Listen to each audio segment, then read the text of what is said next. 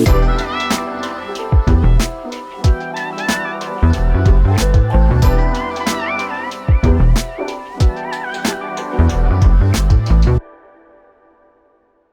Brand Storytelling. Welcome to the panel on We Are as Gods, the feature film that was done in collaboration with Stripe.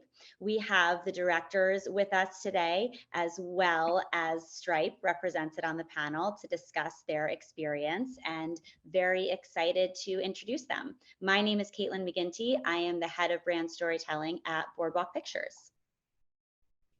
I'm David Everyone. Alvarado, one of the directors. Sorry. Sorry, go ahead. Sorry. Go ahead, David. Okay, so I'm David Alvarado, one of the directors, and with me is Jason, the other director. Hey everyone, I'm Everett Katigback. I'm an executive producer here at Stripe Press, and I work predominantly on audio narratives as well as film documentary production. It's so exciting to be sharing more about this project with the brand storytelling community. It's a fantastic example of how a brand's ethos and values can be powerfully and organically brought to life through storytelling that moves and inspires. I had the pleasure of getting to chat with Everett, David, and Jason to get a ground floor view of their collaboration.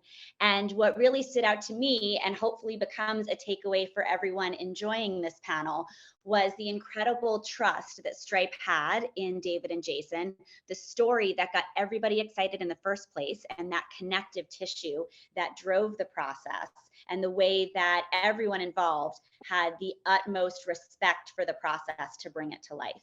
When I spoke with them about their experience, it felt like that was really an ingredient for success.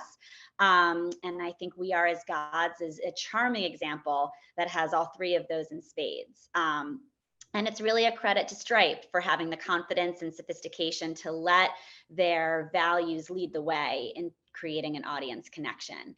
So I am excited to dive in with these guys and talk about the themes of like-mindedness and authentic connection through inspiration. So without further ado, let's get into it.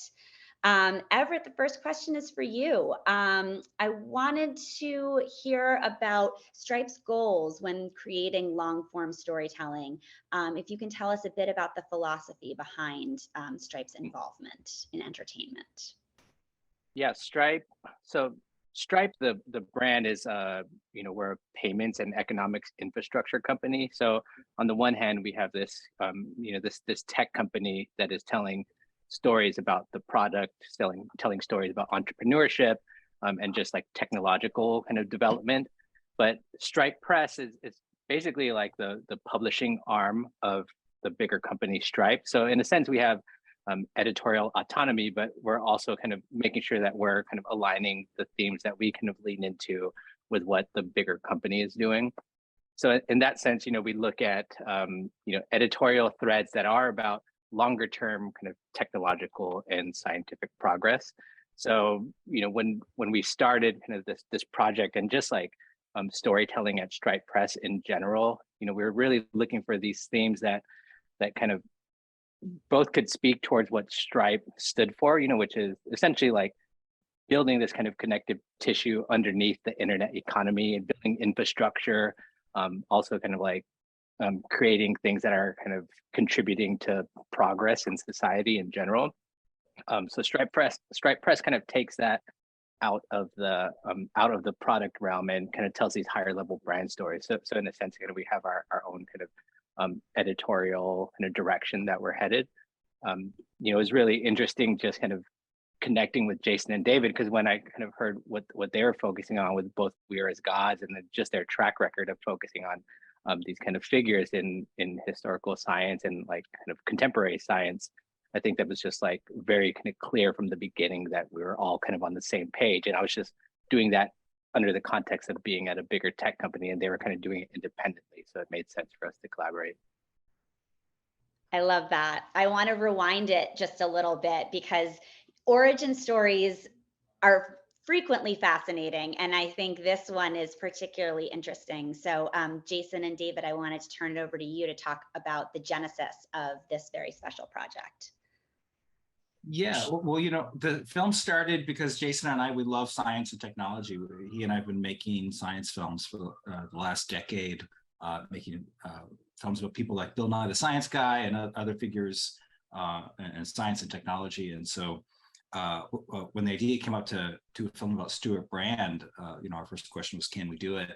How is that even possible? And so we sort of just undertook that journey, and it really began with Jason, who reached out to him. Yeah, I mean, this story has a thousand different origins, I guess. But for me, it started way back in college when I ran across like a Whole Earth catalog. This was like 2000, and this was like 40 years after it was published.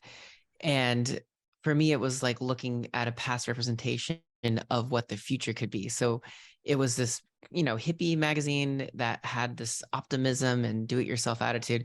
So I was really drawn to it. And then fast forward a decade, and David and I were kind of dreaming up our next project after making our first project on these life scientists that wanted to live forever, the Immortalists. And we had heard about this movement to de-extinct the passenger pigeon, and there were a couple other species they were talking about.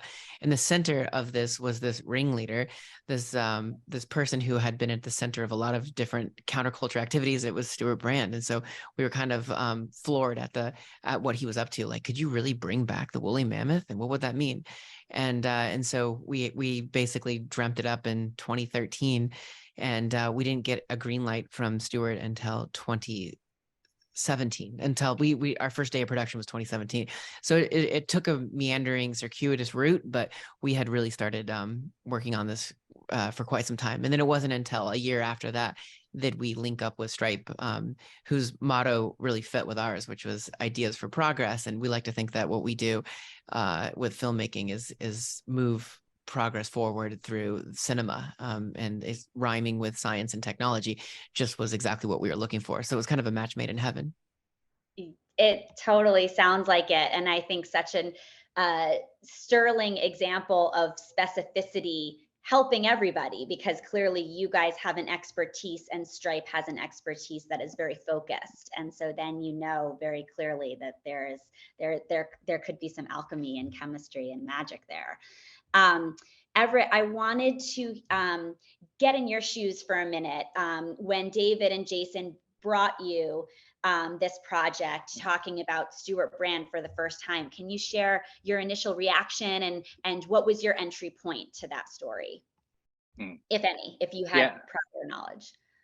Well, I mean, similar to Jason, I have a lot of kind of connection with Stuart Brand and some of the things he's done, just, kind of being in the tech industry and kind of seeing some of the things that he's done. And he's really an interesting figure, which I hope a lot of you guys that watch the film can kind of get out of all of these kind of different stages and facets of Stuart Brand. But everyone kind of has their own kind of way they connect with Stuart, whether it's through environmentalism or technology or any of his other things. So I kind of had that kind of awareness of who Stuart was. And then in the context of Stripe, I mentioned, we're a book publisher first and foremost. Like Stripe Press publishes long form printed material. But early on, when we started doing the books, I already kind of knew that, telling stories is like a medium agnostic thing. There's many ways that people can kind of, experience a narrative, and, doing audio storytelling and films is kind of all makes sense to kind of round out like what we publish.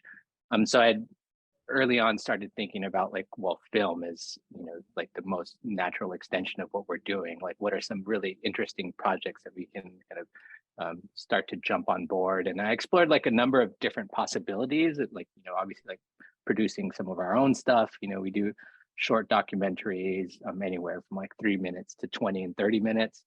But this is like the first kind of meaty project that we've worked on. And I think it was just, again, like when they kind of brought Stuart Brand, and like I was already kind of like thinking about like how to even approach this to people here at Stripe.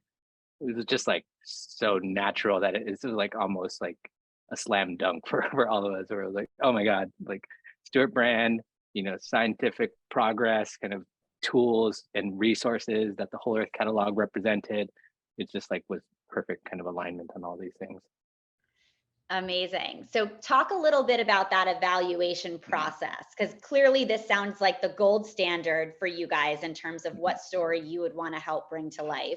But how did you go from the confidence that this was the one to actually the green light? Was that very involved or not? It was somewhat involved in the sense that like Jason and David, like Jason mentioned, had already been kind of working on the project for a year. You know, a lot of that is like exploratory kind of shooting and kind of digging through Stuart's like decades of archives. So they had a lot of material already, like from the jump. So I think in terms of pitching it to someone, it wasn't like a pitch deck where it's like, this is what we Right. could produce. And also like knowing Stuart just from being kind of around, you know, like tech spheres, like there was already this awareness of who he was. And Patrick, the CEO, also had like a personal kind of connection and familiarity with Stuart. So I think there was that kind of foundation already that everyone kind of understood. And then again, like when I was approaching it to them, it wasn't so much about like, okay, we're going to start producing films and this is like how we're going to approach it as a brand. And this is the thing. It was more about this project feels right.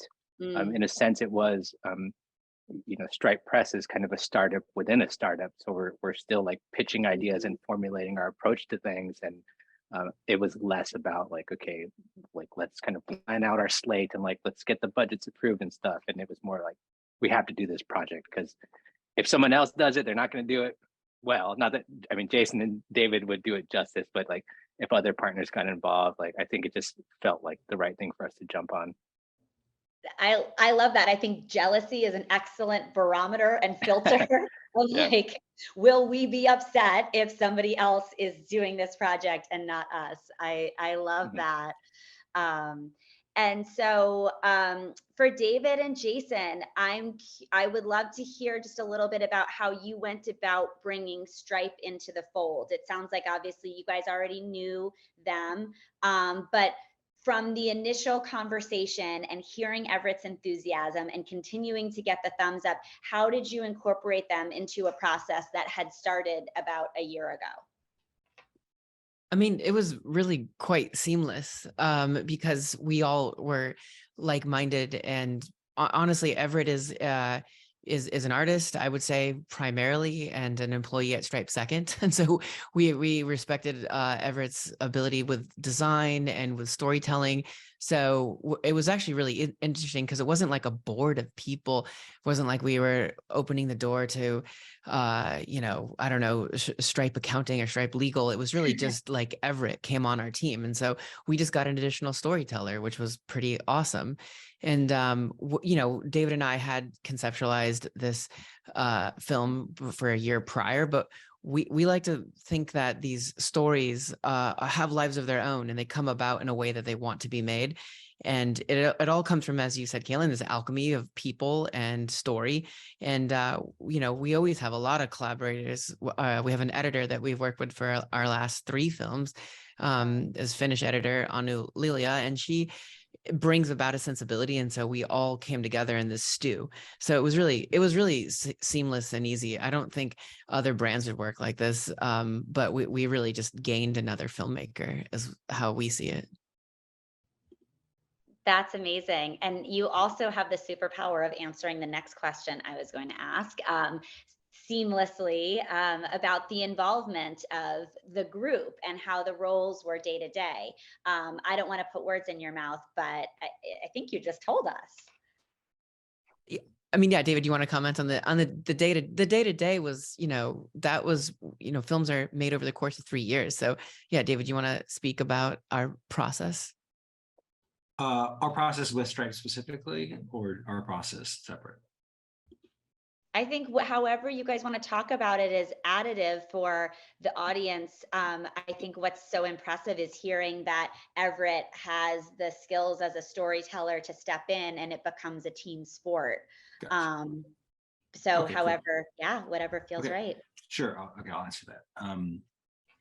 Yeah, well, so from the beginning, when we started working with Everett and the team at Stripe, what we realized was that you have a fear when you start to work with somebody you've never worked with before, that something might go wrong. Either there's strong opinions or discord of some kind. We found really quickly that he and others were just great collaborators.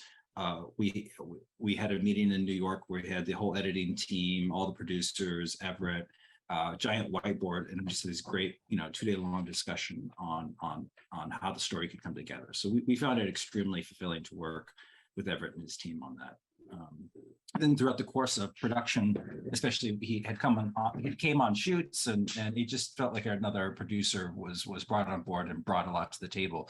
In fact, Everett's also a talented photographer and filmmaker in his own right. So we used a lot of the stills that he had taken for promotions on the film. I mean, it really was like gaining a new team member. So it couldn't have gone better, honestly. Amazing. Well, Everett, I wanted to pivot back to you. To just think about the other marketers and brand partners that have watched We Are as Gods, and thinking about, the magic that happens when you realize that a story and a subject is going to be so authentic to your brand. It sounds like, that was just kind of like a duh, of course moment. You guys know your DNA so well. I'm curious, I think what might be beneficial is to hear a little bit about, what do you think laid the groundwork for that at Stripe, knowing that this was the first feature that you guys had invested in? Like, what do you think came before that gave you guys the ability to jump into this? Yeah, I think for the most part, like, Stripe, we don't really do a ton of like brand marketing. We don't produce a lot of content that isn't like explicitly kind of focused on the product. So in that sense, like, anything that you saw or heard from us, like prior to us doing Stripe Press and producing this film, was like very kind of tactical towards a lot of the products that we produce, which is, again, like payments and financial infrastructure. But also we have these kind of pretty amazing founders, John and Patrick, that are brother CEO and president of the company, that also kind of comment a lot out there on just progress in general, and they're kind of doing a lot on their own kind of platforms outside of the company that kind of create more of a halo effect for Stripe, the company. So I think there was already this understanding, at least with people that kind of knew what Stripe was that, okay, they're not just like a payments company. They're actually focusing on these long-term things, like just economic prosperity in general. We do a lot of stuff in climate work, carbon sequestration and stuff like that.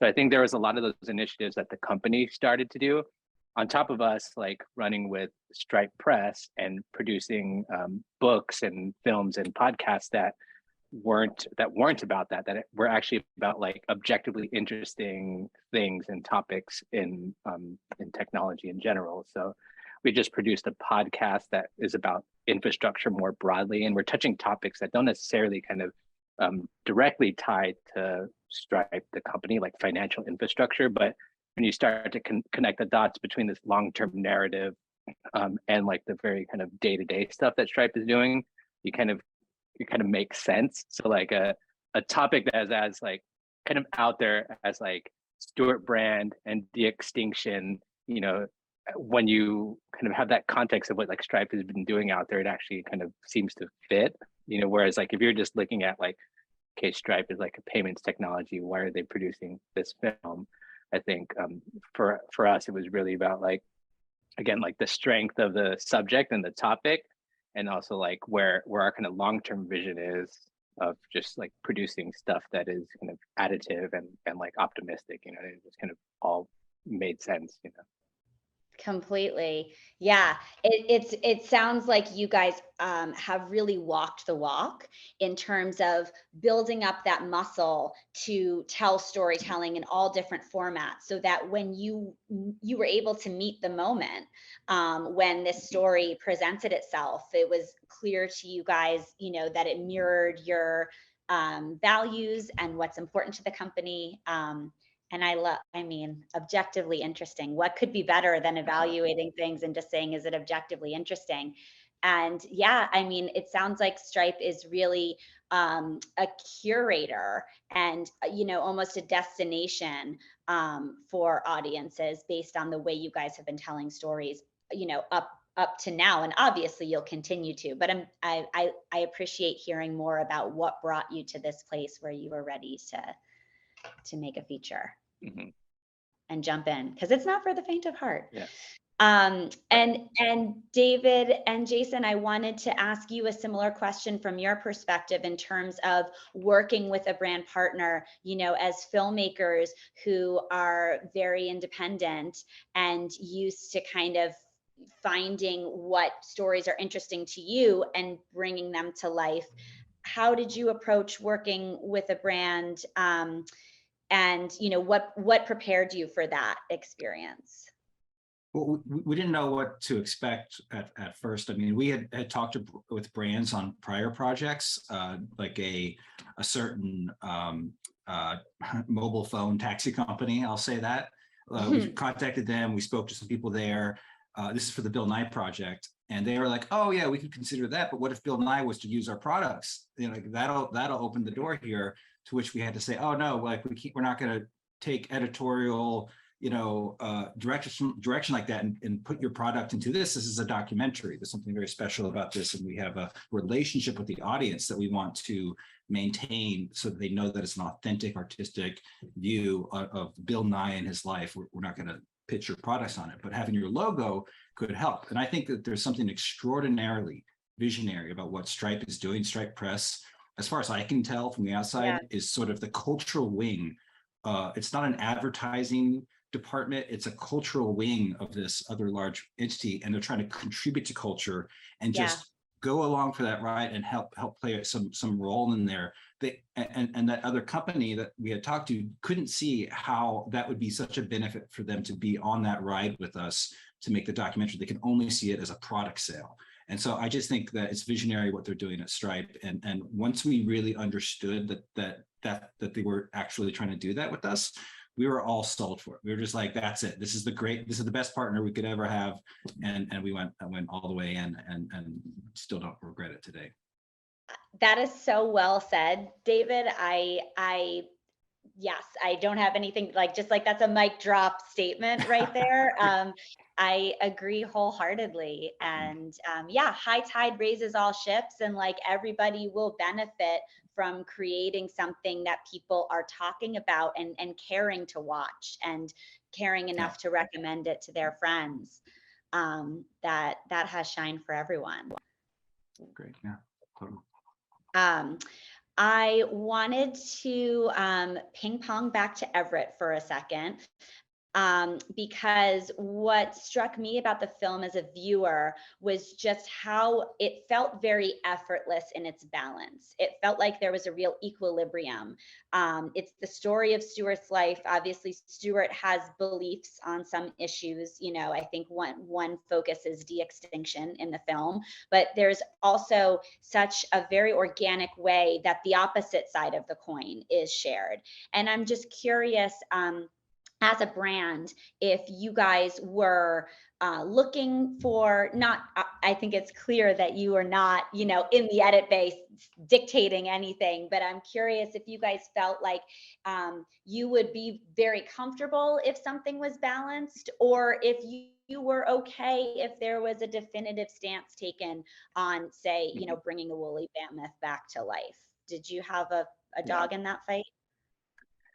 I think in general, at least Stripe's kind of philosophy and specifically towards the editorial stuff that we publish, our barometer is the story too C major? We think if it's the story that just sounds perfect and it's harmonious, that actually is not kind of what we're after. We like things that are kind of slightly to the left of the center or something like that, one way or the other, and that has some kind of dissonance in it. In the sense where it's well, in this case, it's presenting both sides of an argument, but it's also not just presenting something as a pro whatever the topic is, and I see the need when you're creating a lot of impact-based films and you're trying to kind of galvanize people to take action. Then I think you're definitely kind of presenting kind of a story that's kind of a call to action in that sense.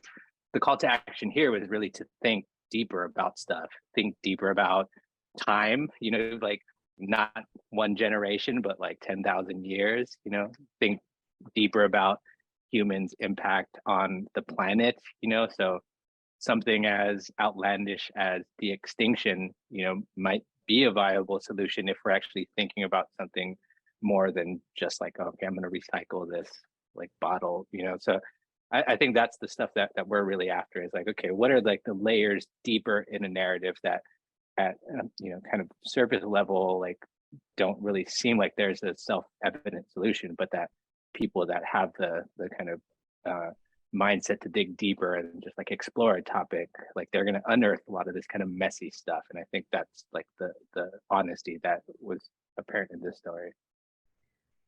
Yes, that's such a great point. I love that insight that, yeah, this absolutely is an impact film, and the call to action is to ruminate.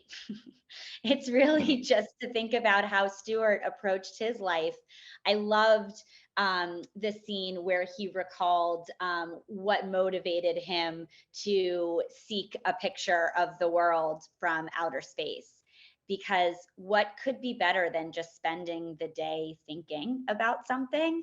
Like, nothing to me is more aspirational than that. And you're right, like it really is the call to, like, there's many different angles that David and Jason serve up in this film via Stewart's point of view and others' point of view. But yeah, it's just about thinking more and like engaging.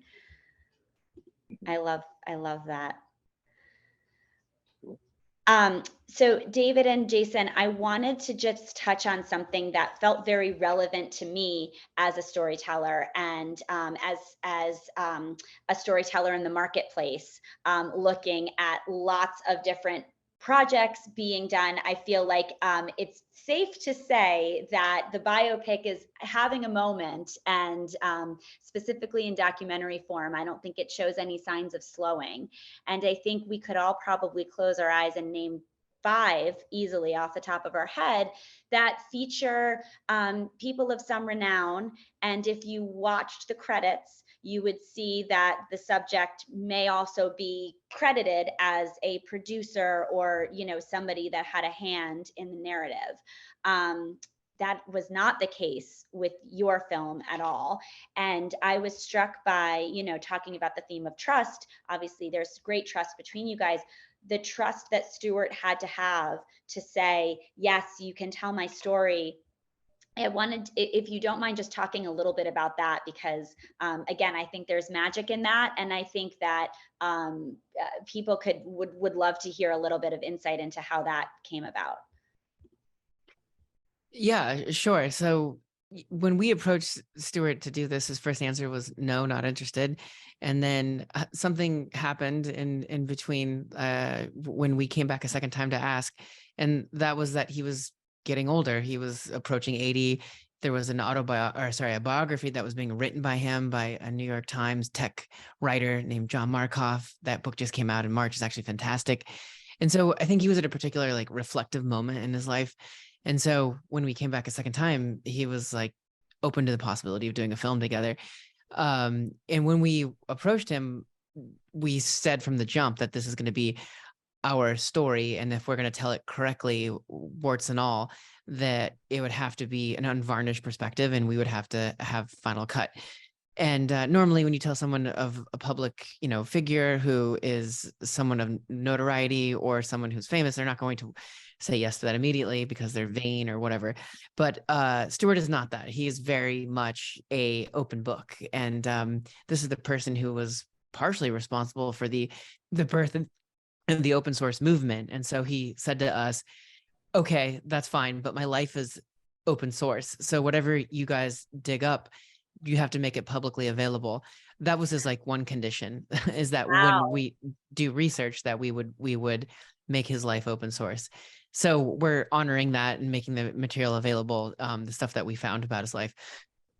Sorry, pardon me. And so it was easy for us to work with him because he is a writer himself. And he understands that you can't have somebody hovering over you, breathing over your neck, and demanding a certain story to take shape. And so he knew that we needed a long leash, and he gave it to us. Also, I think he was relieved that he didn't have to worry about his legacy. He didn't have to write an autobiography. Someone else was writing his biography, and we were making the biographical film of his life. So that came about really organically.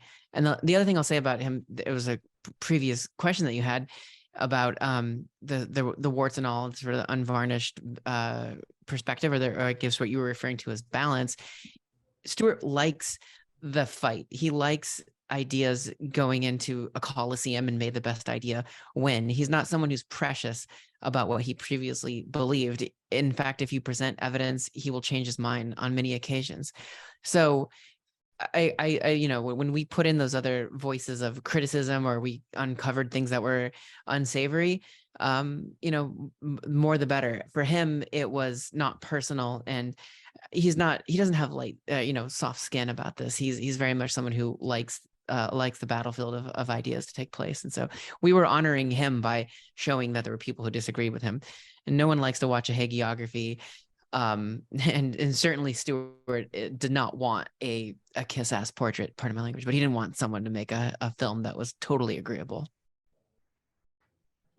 Yes, I mean, you always need tension, you always need conflict, and it is no surprise to hear that description of Stuart, given the amount of debate that we got to see. I was like, oh, he really enjoys the public forum of debate, and he is certainly a pro at it.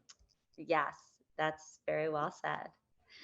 I would love to just talk about, I know obviously films frequently have long journeys before they are ready to be in front of audiences eating popcorn or in front of people clapping wildly. And I know in the case of this film, COVID was certainly a curveball and created a longer runway before you guys were able to be sharing it with the world. Can you talk a little bit about how you handled that roadblock?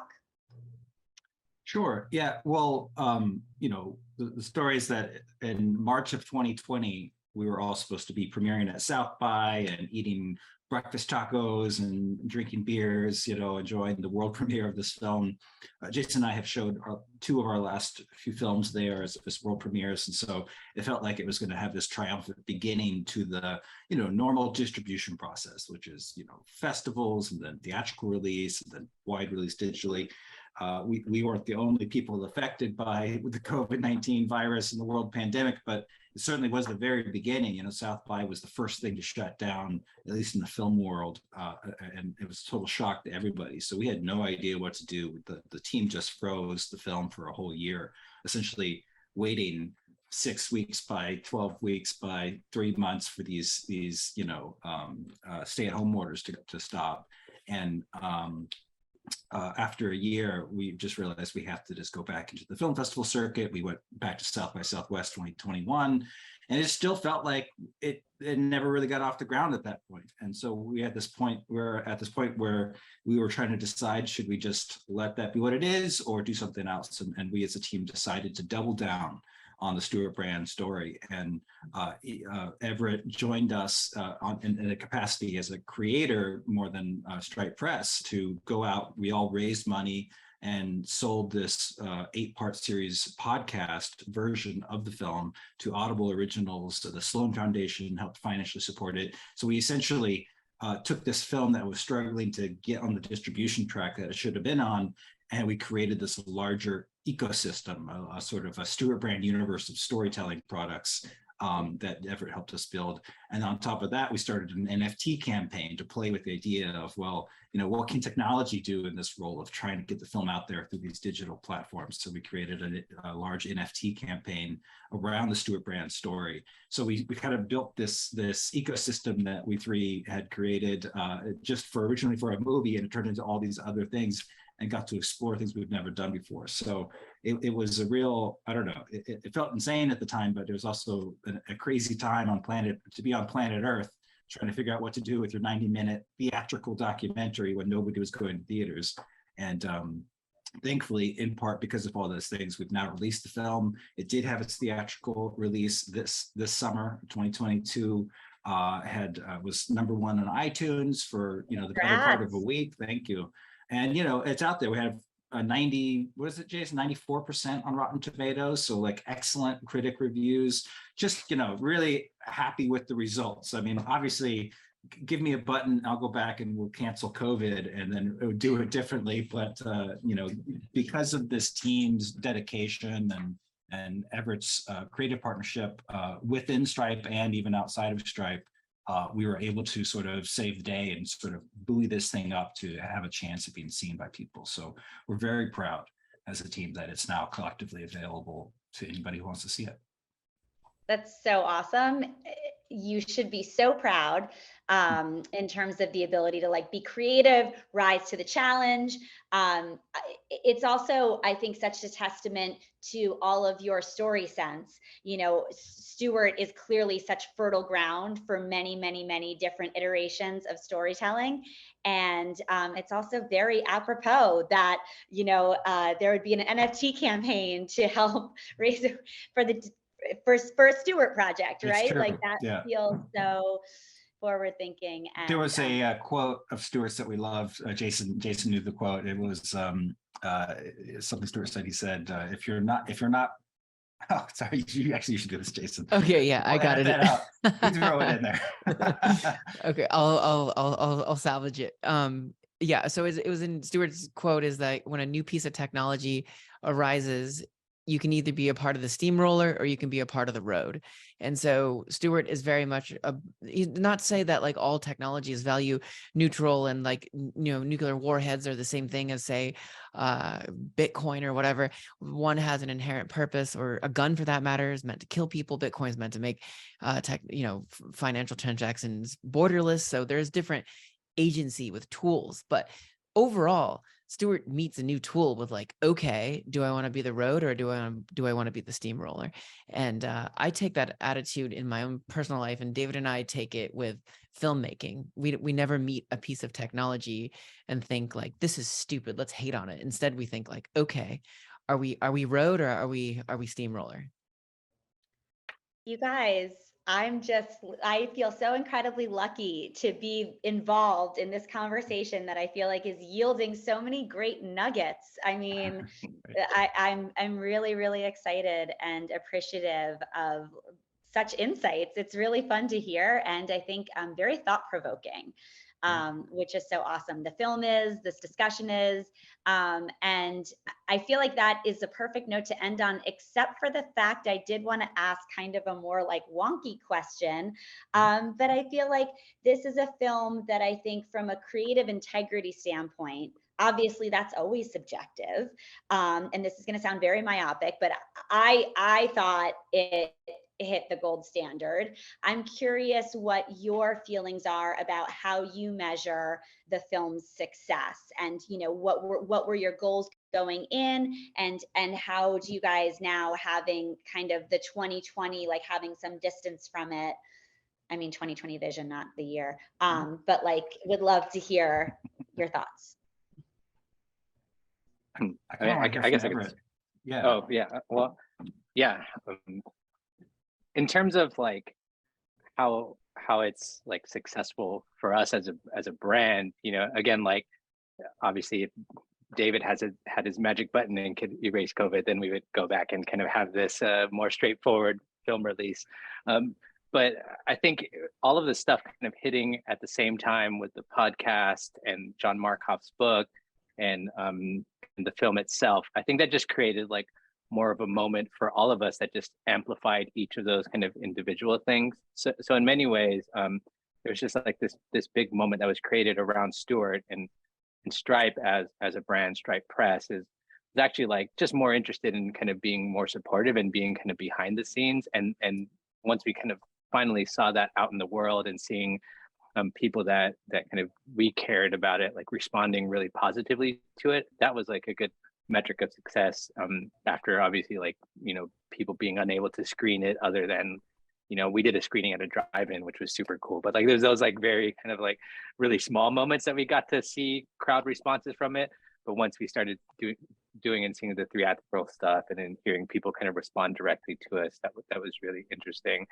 But I think more importantly is like, it's not finished. It's not like it's out there and it's done, you know, because there's still like a long life after this stuff. We're doing international distribution, you know, we're trying to get things translated into other languages, so more kind of countries and communities can see it, because there's a lot of interest and a lot of people that kind of really look up to Stuart Brand in a lot of these other countries, but they still can't quite access the film yet. So there's still a lot of work to be done on that sense.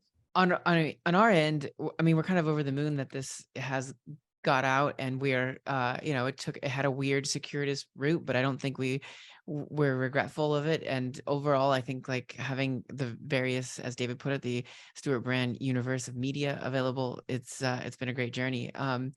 It's interesting because I do think that moving forward, one thing we're going to be doing as a production company is working with media the same way that we did with this film. There won't be just a single film. The era of like of single beautiful documentary that you love and cherish is probably over. I don't think that's ever going to happen. We're going to have to build podcasts, build, I don't know, comic book avatars and sell them as NFTs, and there'll be other products out there. And so I think this has been a really great lesson learned. And also for us, we learned that if you want to, you know, that's sort of an old adage, if you want to go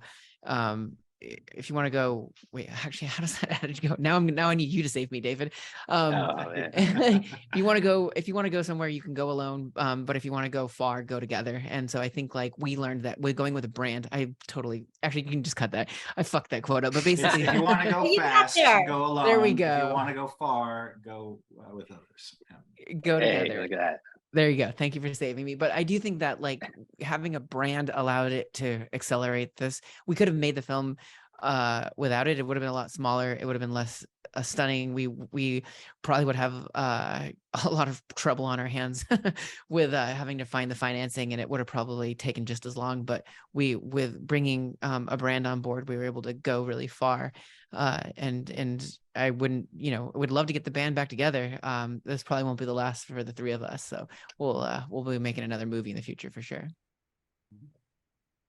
Well, that's the best note to end on, I think, right there. Thank you guys so much. I assume that everybody watching this has hopefully already seen We Are as Gods, but if you have not, it's available on iTunes, it's available on Amazon, and I think you've heard me say it. I highly, highly recommend it. Thank Cool. you guys Thanks, so everybody. much. All right. Thank you.